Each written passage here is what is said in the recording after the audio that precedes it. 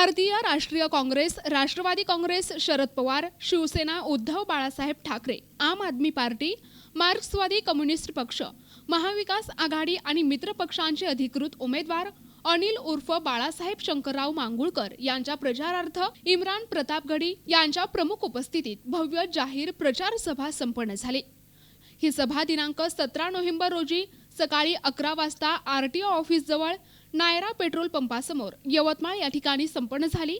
या सभेत यवतमाळ विधानसभा मतदारसंघातील महाविकास आघाडीचे नेते, कार्यकर्ते, पदाधिकारी आणि शहरातील नागरिकांनी उत्स्फूर्त उपस्थिती दर्शवली। या सभेच्या माध्यमातून मतदारांशी थेट संवाद साधत अनिल उर्फ बाळासाहेब मांगुळकर यांच्या विकासात्मक दृष्टिकोनाची माहिती खासदार इम्रान प्रतापगडी यांनी दिली। नागरिकांचा मोठा प्रतिसाद हा आघाडीच्या विजयी संकल्पाची साक्ष देणारा ठरला। ताकतें खड़ी हैं जिनकी गारंटी ये है कि अगर उनकी सरकार बनती है तो अंबानी और अडानी का कर्जा माफ होगा, और एक तरफ महाविकास आघाड़ी खड़ी है जो कहती है कि हमारी सरकार बनेगी तो किसानों का कर्जा माफ होगा। ये किसानों का इलाका है। आप अपनी मेहनत से मिट्टी को जोतते हैं, अपना पसीना उस मिट्टी में मिलाते हैं और सोयाबीन और कपास उपजाते हैं, लेकिन सोयाबीन के किसानों के साथ दिल्ली से लेकर के ट्रिपल इंजन तक की सरकार ने जो जुल्म सितम किए हैं वो आपकी आंखों में है। एमएसपी की घोषणा करने के बाद भी आज तक सोयाबीन के किसानों को उनका मूल्य नहीं मिल सका, कपास के किसानों को नहीं मिल सका। लेकिन महाविकास आघाड़ी कह रही है, हमारी गारंटी है, कांग्रेस पार्टी कह रही है कि जैसे ही हमारी सरकार बनेगी हम सोयाबीन के किसानों को 7,000 रुपए पर क्विंटल का रेट देंगे।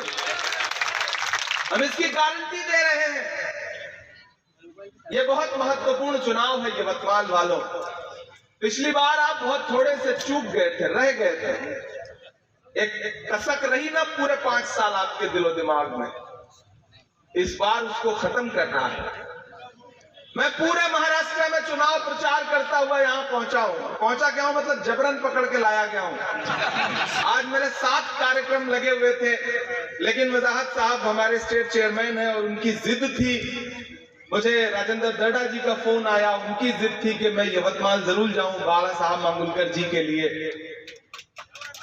तो ये एक प्रोग्राम ऐड किया गया। मैंने कहा इतनी सुबह आऊंगा, लोगों से कैसे इतनी सुबह मुलाकात हो पाएगी। लोग तो देर रात सोने वाले और सुबह 12-1 बजे उठने वाले लोग हैं। तो वजाहत साहब ने कहा नहीं, हम लोगों को जगह जगह करके लाएंगे, लेकिन नहीं आएंगे।